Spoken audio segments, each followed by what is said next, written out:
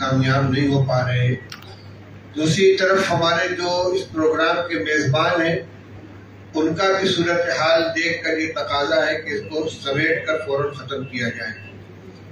اس لیے جو عمومی پروگرام دارالحدیث کے اندر رکھا گیا تھا، جس کا وقت ہم نے 3 بجے طے کیا تھا، اس وقت تک ان کو روکنا عملاً ممکن نہیں رہ گیا ہے۔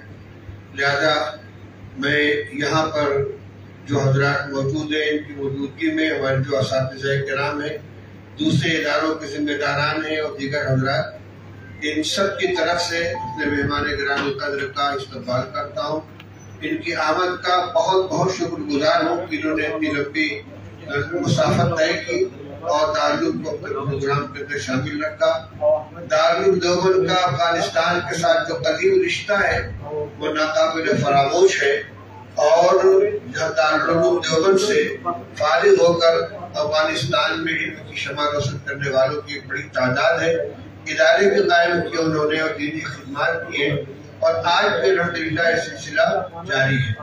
اور میں سمجھتا ہوں کہ حضرت وزیر محترم کی یہاں آمد اس رشتے کی تجدید کا ذریعہ بنے گی اور اس کے اندر مزید وسعت پیدا ہوگی، طلبا کو تعلیمی ویزا سہولت کے ساتھ حاصل ہوگی، اور دینی علم حاصل کرنے کے جو مواقع ان کو مل رہے ہیں اس میں مزید وسعت آئے گی۔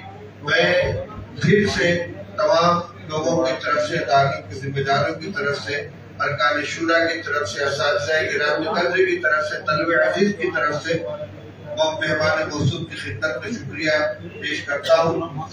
یہ ایک افسوس کی بات ہوگی کہ بہت بڑی تعداد میں طلبا وہاں ظہر کے بعد جمع ہونے والے تھے۔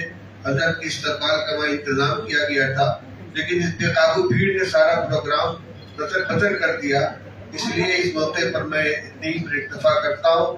جو تحریری استقبالیہ لکھا گیا تھا وہ یہاں پڑھ کر سنانے کا موقع نہیں ہے، وہ انشاءاللہ حضرت کی خدمت میں پیش کر دیا جائے گا۔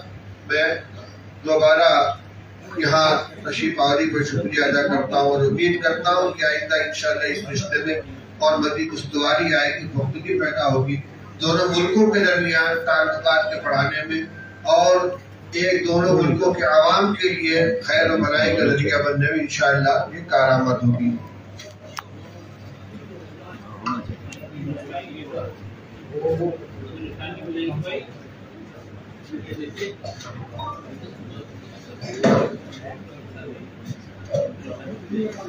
نحمده ونصلي کے تشریف آوری ہمارے لیے، تمام طلبا کے لیے یہ خوش آئند ہے۔ ہم مرحبا کہتے ہیں، اہلا وسہلا کہتے ہیں۔